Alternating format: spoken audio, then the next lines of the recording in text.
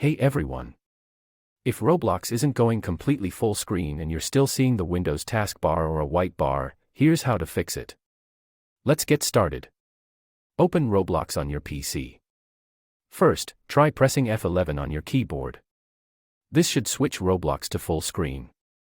If you're using a laptop and F11 doesn't work, hold the FN key and press F11.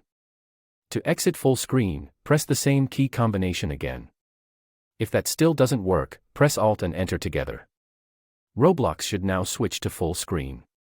Press Alt and Enter again to exit full screen. You can also enable full screen from the Roblox settings. Open the Roblox menu. Then open Settings. Scroll down and find full screen. Turn it on. Roblox should now fill your entire screen without the taskbar or white bar. If none of these methods work, restart your computer and try again. You can also reinstall Roblox if the problem continues. That's it.